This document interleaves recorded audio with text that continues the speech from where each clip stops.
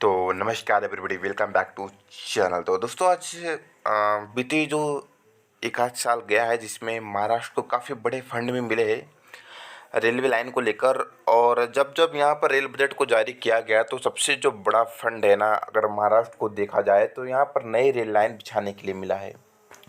तो आप लोग अपने स्क्रीन पर जहाँ महाराष्ट्र के नक्शे देख सकते हैं और यहाँ पूरा रेल मैप आपको सामने शो हो रहा है। तो उसमें आप लोग पूरा महाराष्ट्र को जहाँ एक तरीके से देख सकते हैं। तो वहीं पर कुछ प्रमुख लाइन जो आप लोग देखेंगे तो यहाँ पर नई लाइनों का जाल काफ़ी बड़े लेवल पर बिछाया जा रहा है।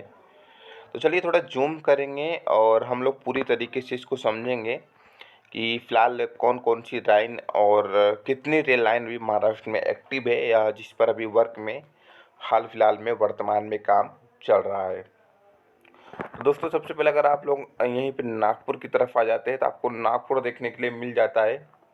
तो बता दूं कि नागपुर जो कि महाराष्ट्र की कैपिटल मानी जाती है, दूसरी कैपिटल है। आप लोग समझ सकते हैं इसकी इम्पोर्टेंस काफ़ी ज़्यादा है और एक भली भांति जनसंख्या के मामले में काफ़ी ज़्यादा आगे है यहाँ पर यह नागपुर क्षेत्र। हालांकि नागपुर जैसे एरिया में अभी फ़िलहाल में कुछ लाइन का काम चल रहा है। तो आप लोग अगर ध्यान से देखेंगे तो मैं थोड़ा और जूम करने का प्रयास करूँगा यहाँ पे।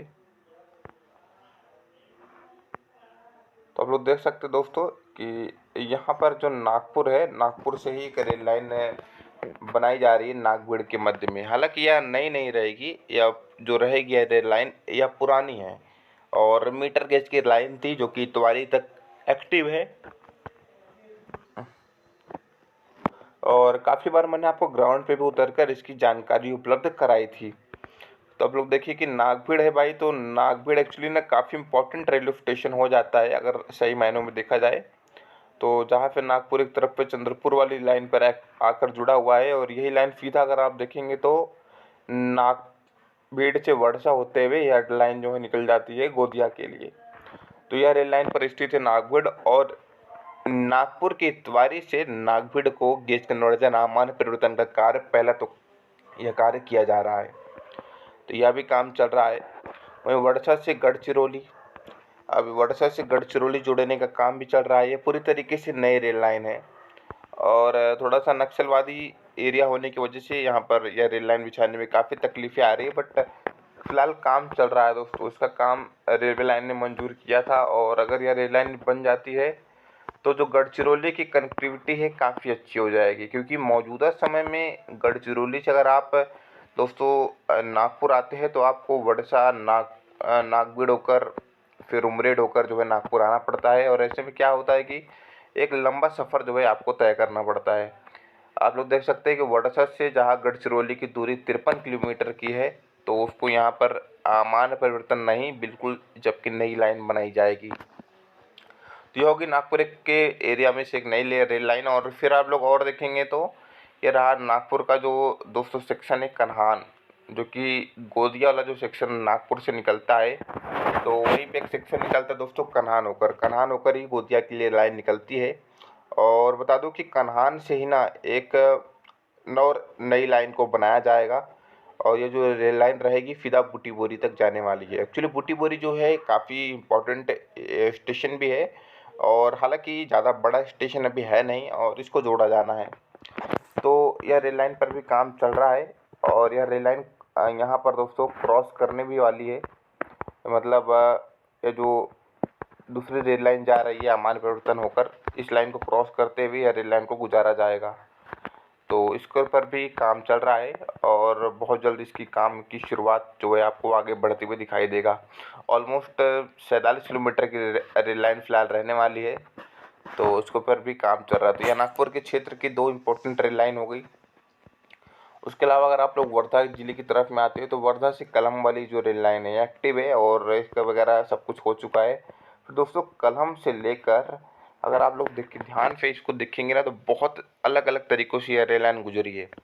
कलम से लेकर तो सबसे पहले जो नई नई रेल लाइन यहाँ विकसित की जा रही है, तो कलम से लेकर दोस्तों अगर देखेंगे तो यहाँ पर आपको टपोना मिल जाता है, टपोना लिंक्स। तो यहाँ तक तो फ़िलहाल लड़खेड़ तक तो ये जो सेक्शन है पूरी तरीके से नया है और काफ़ी घुमावदार है, मतलब पहाड़ियाँ भी है तो काफ़ी गोल घूम के रेल लाइन फिलहाल आ रही है। तो लड़कड़ से कलम के मध्य में 63 किलोमीटर की नई रेल लाइन फिलहाल बिछाई जा रही है।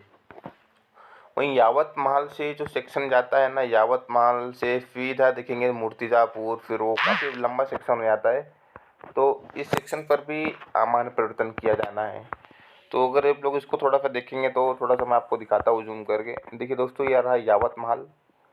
तो देखिए यहाँ पर यावत महल से लेकर तो अचलपुर तक का जो सेक्शन, छोटा सेक्शन है, यहाँ पर ऑलमोस्ट अचलपुर मतलब दोस्तों ऑलमोस्ट पूरे सेक्शन कवर हो जाता है। 31 स्टेशन इसमें शामिल है और 189 किलोमीटर की लंबी रेल लाइन ये फिलहाल होने वाली है। तो इसका जो है सामान्य परिवर्तन का काम अभी करवाया जा रहा है। तो और फिलहाल काफ़ी लंबा समय, और अचलपुर जो है दोस्तों चांदुर बाज़ार के बगल में ही है।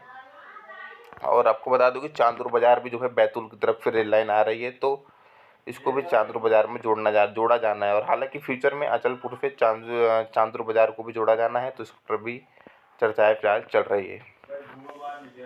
वहीं अगर आप लोग नांदेड़ वाली रेल लाइन देखते हैं तो क्या है कि यही रेल लाइन जो यावत महल वाली है ना, जो कि नई रेल लाइन है, फिर यहीं से ही आपको देखेंगे कि दलवा मोती बाग वाली जो जंक्शन बनाया जाएगा इसको। तो यहाँ से ऑलमोस्ट 176 किलोमीटर लंबी पुसुत के रास्ते, उमरखेड़ के रास्ते, इसको अर्धापुर के रास्ते नांदेड़ में मिलाया जाना है। तो यह एक बड़ी रेल लाइन साबित होगी।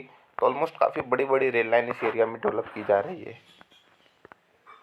तो अब इस पर भी काम फिलहाल चल रहा है। वहीं वासिम से बड़नेरा को भी जोड़ा जाना है, और यहाँ पर भी मध्य में एक और जंक्शन बनकर तैयार होगा, खरजाना टाउन, उसको भी यहाँ पर डेवलप किया जा रहा है। ये 111 किलोमीटर लंबी रेल लाइन रहेगी। बड़नेरा जंक्शन से वाशिम जंक्शन को जोड़ा जाएगा।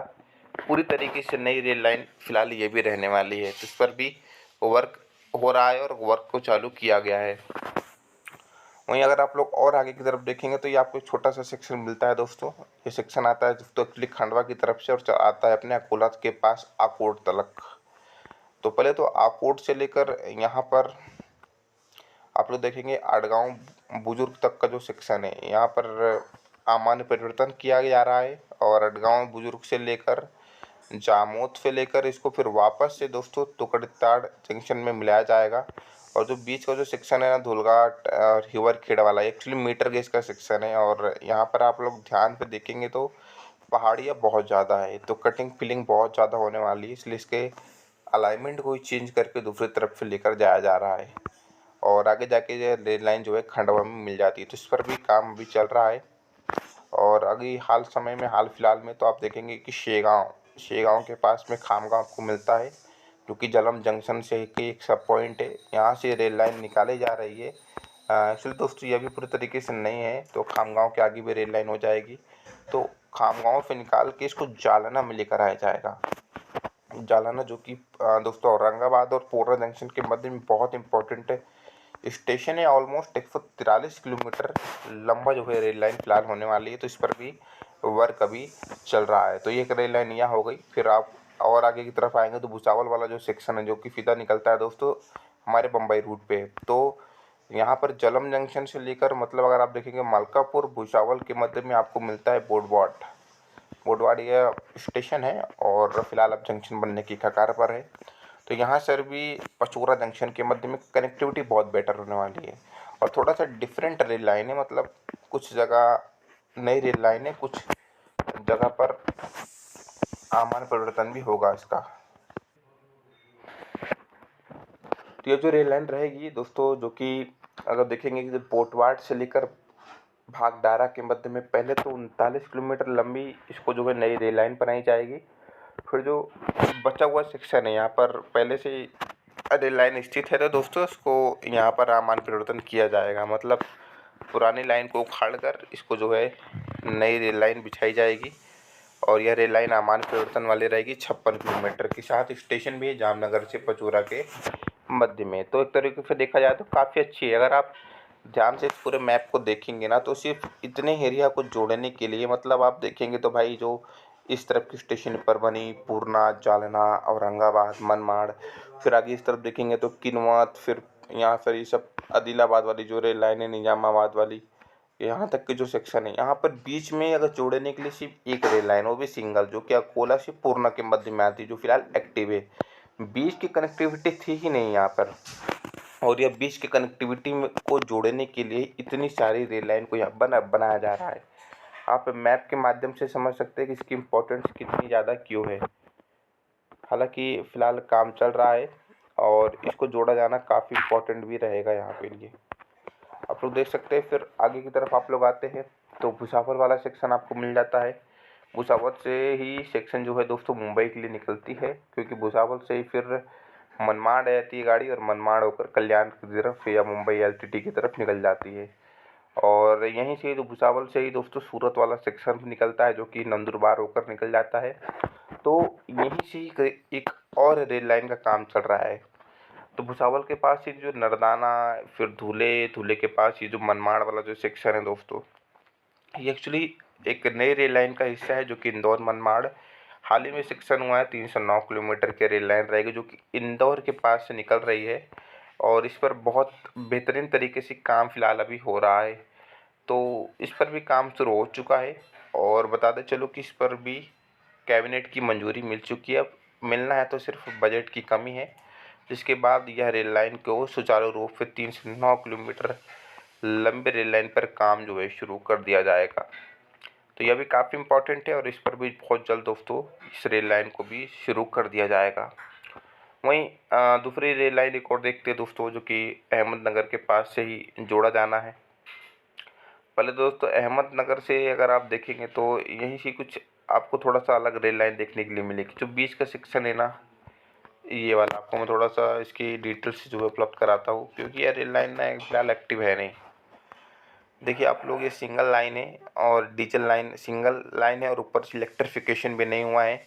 इस 33 किलोमीटर के सेक्शन में फिर यहीं से ही ना ये जो सेक्शन आगे का है ऑलमोस्ट 126 किलोमीटर का, जो कि परली बैजनाथ तक जोड़ा जाता है। तो इस सेक्शन को भी नया बनाया जा रहा है, तो इसके बनने से भी काफ़ी अच्छा हो जाएगा एक तरीके से। तो इस पर भी फ़िलहाल काम चल रहा है। वहीं आप देखेंगे और जो रेल लाइन आ जाती है यहीं से ही, फिर निज़ामाबाद से ही एक रेल लाइन आदिलाबाद को जोड़ा जा रहा है। तो फिर यह महाराष्ट्र की जो इतनी ही प्रमुख रेल लाइन मैंने आपको बता दिया है, जिस पर हाल फिलहाल में काम चल रहा है। वैसे तो दोस्तों फिर कहीं डबलिंग है, कहीं ट्रिपलिंग है, तो ये सब काम तो फिलहाल चल ही रहे हैं। तो हाल फिलहाल में इतनी रेल लाइन यहाँ पर महाराष्ट्र में एक्टिव है। तो यहाँ पर अगर देखा जाए तो गेज कन्वर्जन का मामला काफ़ी कम है, डबलिंग वगैरह भी इतनी है नहीं। तो जो मेन जो अभी हाल फिलहाल में जो बजट मिला है पिछले 1 साल, या दोस्तों अभी हाल ही में जो बजट आया है, तो उसमें अगर देखा जाए तो रेलवे की तरफ से ज़्यादा जो प्रेफरेंस है वह नई रेल लाइन को ही दिया गया है, क्योंकि नई रेल लाइन काफ़ी ज़्यादा है महाराष्ट्र में। आप लोग देख सकते हैं कि जो बीच का जाल है, जो मिडल ऑफ महाराष्ट्र है, वहाँ पर काफ़ी सारी रेल लाइन्स को यहाँ पर कवर करना है। और ऐसे में बड़ी बड़ी रेल लाइनें 300, 350, 200, 150, तो इस पर फ़िलहाल काम चलेगा। अभी 2-3 साल का समय है, धीरे धीरे करके फंड रिलीज़ किया जाएगा, जिसके बाद यह रेल लाइन पूर्ण रूप ले लेगी, और इसके बनने से महाराष्ट्र की जो कनेक्टिविटी है और भी ज़्यादा बेहतरीन होने वाली है। फिलहाल इस मुद्दे पर आपका क्या कहना है? आप लोग अपने कमेंट जरूर साझा कीजिएगा। तब तक के लिए जय हिंद।